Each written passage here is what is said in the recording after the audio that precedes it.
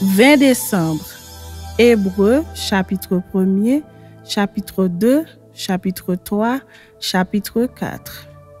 Après avoir autrefois, à plusieurs reprises et de plusieurs manières, parlé à nos pères par les prophètes, Dieu, dans ces derniers temps, nous a parlé par le Fils qu'il a établi héritier de toutes choses, par lequel il a aussi créé le monde, et qui, étant le reflet de sa gloire et l'empreinte de sa personne, et soutenant toutes choses par sa parole puissante, a fait la purification des péchés et s'est assis à la droite de la majesté divine dans les lieux très hauts, devenu d'autant supérieur aux anges qu'il a hérité d'un nom plus excellent que le leur. Car auquel des anges Dieu a-t-il jamais dit, « Tu es mon fils, je t'ai engendré aujourd'hui. » Et encore, « Je serai pour lui un père et il sera pour moi un fils. » Et lorsqu'il introduit de nouveau dans le monde le premier-né, il dit, « Que tous les anges de Dieu l'adorent. » De plus, il dit des anges, « Celui qui fait de ses anges des vents et de ses serviteurs une flamme de feu. » Mais il a dit au Fils, « Ton trône, ô Dieu, est éternel. Le sceptre de ton règne est un sceptre d'équité. Tu as aimé la justice et tu as haï l'iniquité. C'est pourquoi, ô Dieu, ton Dieu t'a oint d'une huile de joie au-dessus de tes égaux. Et encore, toi, Seigneur, tu as au commencement fondé la terre et les cieux sont l'ouvrage de tes mains. Ils périront, mais tu subsistes. Ils vieilliront tous comme un vêtement. Tu les rouleras comme un manteau et ils seront changés. Mais toi, tu restes le même et tes années ne finiront point. Et auquel des anges a-t-il jamais dit, « Assieds-toi à ma droite jusqu'à ce que je fasse de tes ennemis ton marchepied » ? Ne sont-ils pas tous des esprits au service de Dieu, envoyés pour exercer un ministère en faveur de ceux qui doivent hériter du salut? Chapitre 2. C'est pourquoi nous devons d'autant plus nous attacher aux choses que nous avons entendues, de peur que nous ne soyons emportés loin d'elles.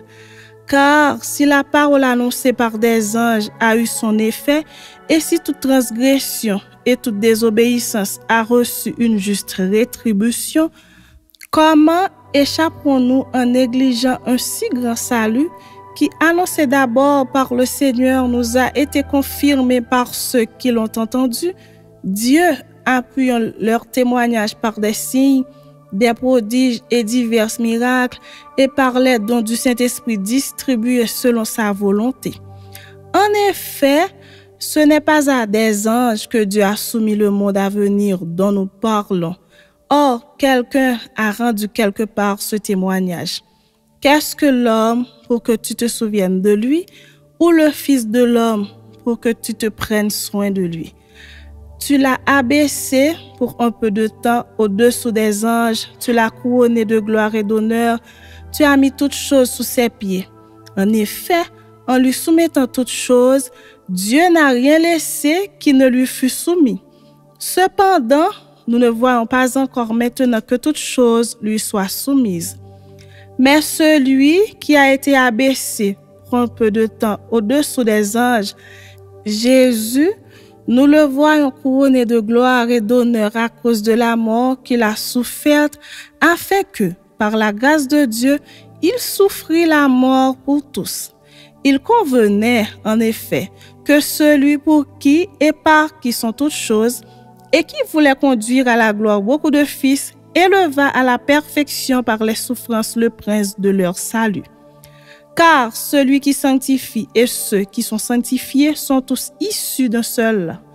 C'est pourquoi il n'a pas honte de les appeler frères lorsqu'il dit « J'annoncerai ton nom à mes frères, je te célébrerai au milieu de l'assemblée. Et encore, je me confierai en toi. Et encore, me voici, moi et les enfants que Dieu m'a donnés. Ainsi donc, puisque les enfants participent au sang et à la chair, il y a également participé lui-même, afin que, Par la mort, il anéantit celui qui a la puissance de la mort, c'est-à-dire le diable, et qu'il délivra tous ceux qui, par crainte de la mort, étaient toute leur vie retenus dans la servitude. Car, assurément, ce n'est pas à des anges qu'il vient en aide, mais c'est à la postérité d'Abraham. En conséquence, il a dû être rendu semblable en toutes choses à ses frères, afin qu'il fût un souverain sacrificateur miséricordieux et fidèle dans le service de Dieu pour faire l'expiation des péchés du peuple. Car, ayant été tenté lui-même dans ce qu'il a souffert, il peut secourir ceux qui sont tentés. Chapitre 3.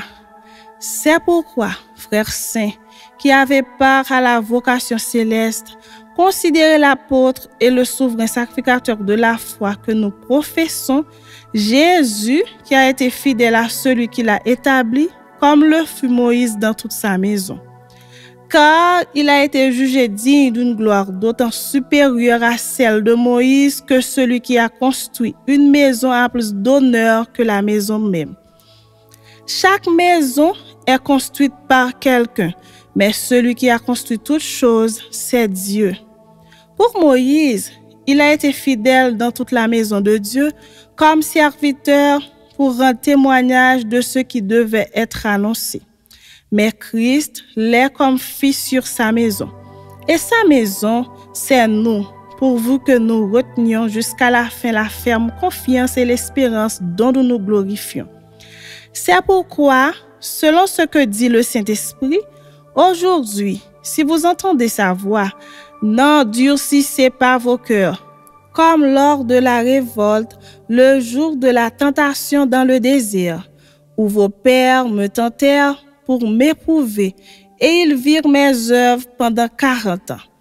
Aussi, je fus irrité contre cette génération, et je dis, ils ont toujours un cœur qui s'égare, ils n'ont pas connu mes voies. Je jurai donc dans ma colère, ils n'entreront pas dans mon repos.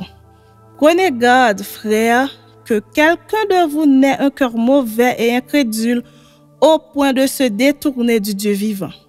Mais exhortez-vous les uns les autres chaque jour, aussi longtemps qu'on peut dire aujourd'hui, afin qu'aucun de vous ne s'endurcisse par la séduction du péché. Car nous sommes devenus participants de Christ, pourvu que nous retenions fermement jusqu'à la fin l'assurance que nous avions au commencement. Pendant qu'il est dit, aujourd'hui, si vous entendez sa voix, n'endurcissez pas vos cœurs comme lors de la révolte. Qui furent, en effet, ceux qui se révoltèrent après l'avoir entendu, sinon tous ceux qui étaient sortis d'Égypte sous la conduite de Moïse, et contre qui Dieu fut-il irrité pendant 40 ans, sinon contre ceux qui péchaient et dont les cadavres tombèrent dans le désert? Et à qui jura-t-il qu'il n'entrerait pas dans son repos, sinon à ceux qui avaient désobéi? Aussi, voyons-nous qu'ils ne purent y rentrer à cause de leur incrédulité. Chapitre 4. Craignons donc, tandis que la promesse d'entrer dans son repos subsiste encore, qu'aucun de vous ne paraisse être venu trop tard. Car cette bonne nouvelle nous a été annoncée aussi bien qu'à eux. Mais la parole qui leur fut annoncée ne leur servit de rien parce qu'elle ne trouva pas de la foi chez ceux qui l'entendirent. Pour nous qui avons cru, nous entrons dans le repos selon qu'il dit, « Je jurai dans ma colère, ils n'entreront pas dans mon repos. » Il dit cela, quoique ses œuvres eussent été achevées depuis la création du monde. Car il a parlé quelque part ainsi du 7e jour, et Dieu se reposa de toutes ses œuvres le 7e jour. Et ici encore, ils n'entreront pas dans mon repos.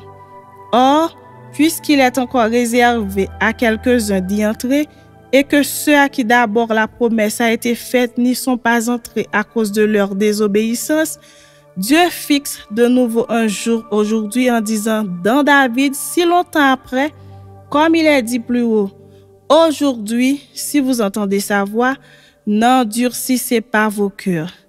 Car si Josué leur eût donné le repos, ils ne parleraient pas après cela d'un autre jour.